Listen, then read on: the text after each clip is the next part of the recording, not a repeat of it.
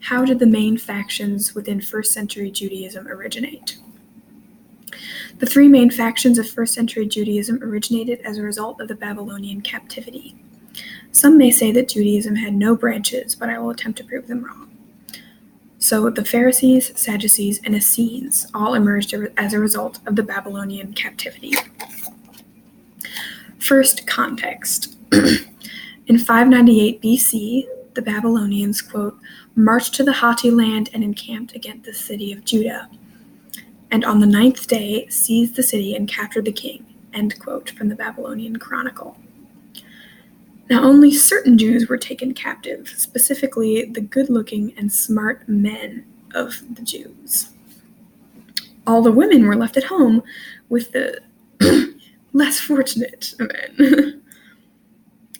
So as these now separated culturally groups, one removed from their home culture, brought into the Persian culture, developed into completely different, fundamentally, people groups.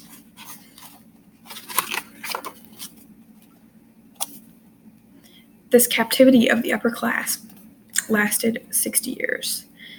These men moved into the wealthy city of Babylon, and many of them were promoted into court positions that held a lot of weight.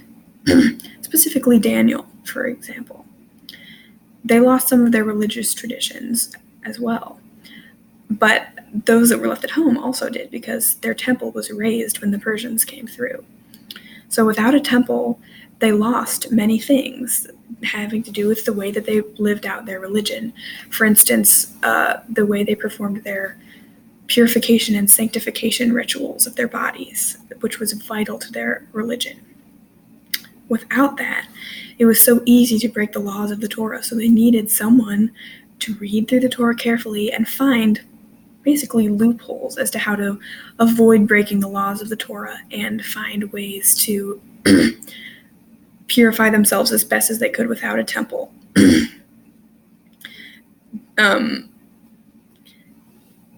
So also without the temple, it would be like it would be now. If all of the churches were destroyed, basically your religion would consist of your small groups. So your small group leader would become the person you go to with your problems or whatever, or you would go to them and you would all worship together, and that would be your person. And so these people in ancient Israel became known as rabbis. And they gravitated even more closely to the Torah in search of guidance. This brings me to my first point, that the Pharisees emerged out of captivity. So we've left the Jews without a temple, suffering the loss of a mass exile of their neighbors, friends, and family. Someone had to step up and hold on to their identity as Jews. And these people that emerged are generally agreed upon to be the early Pharisees. According to Dr. Parker, quote, general consensus among scholars maintains that the Pharisees surfaced during the Babylonian captivity as a means of keeping the Jewish culture alive after much of the priestly class and aristocracy had been taken out of the society, end quote. The earliest definite mention of the Pharisees is from Josephus, who mentions that they, quote, gained prominence under Maccabean rule. That's a quote from Dr. Parker. Now, because there was no temple, the Jews, as I said, didn't have the means to perform their correct purification rituals. And so these early Pharisees were the ones that studied the Torah and provided ways to avoid breaking the laws that it has. Secondly, the Sadducees emerged as a result of Babylonian captivity. In 539 BC, Cyrus the Great, king of Persia, granted the Jews their freedom, and they began their return. The aristocracy of the Jews that were kidnapped earlier. But there were a few problems in their return. According to Dr. Parker, quote, there was a sharp division between the class of elites, usually identified as deriving from the exiled population, and a poorer rural population composed of the people of the land, normally identified with the population who had remained behind in Judah during the Babylonian exile, end quote. So the exiled community assumed that they would just regain their original societal roles, But those who had remained, they had really reaped the negative side of the exile. So they were very suspicious of these returning people back from Persia, and they assumed that they were spies or just agents of Persia, very loyalists to the Persian rule. And in a way, they were, because Persia had treated them well. They'd really gotten the long end of the stick in this situation. They'd been treated well, provided with resources, so they definitely weren't holding any crutches. So there was just a distance between these returnings and the people that had stayed. Many people actually believe that this group was more cosmopolitan than Jew, based on their welcoming of Alexander the Great into their city. And as we all know, Alexander the Great was not traveling the world just to see the sights. So when he showed up in Jerusalem, he was there clearly to take captive the city. But Jadua, one of the priests, leads out and opens the gates and greets Alexander at the door, and he is so shocked that he bows down before him.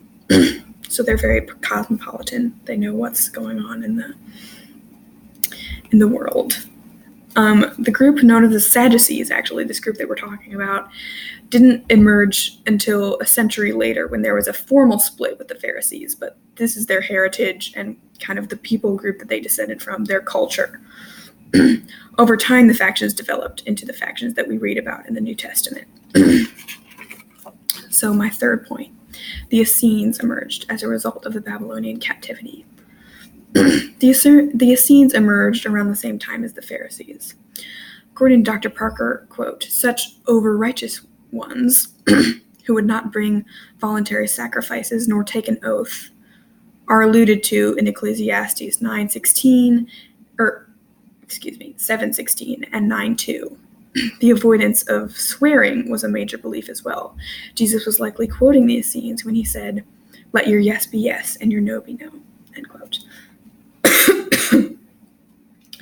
The Essenes are known for being a small community that relocated themselves into the desert to stay away from the worldliness of the city and the temple.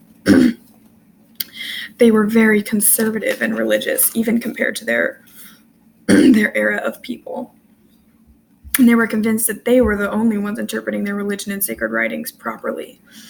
They lived in the desert and very monastically, and they were dedicated to asceticism and certain cleansing rituals. So in conclusion, after the Babylonian captivity, the Jewish community underwent significant changes. As a result of those changes, 3 factions emerged: the Pharisees, Sadducees, and Essenes. Thank you.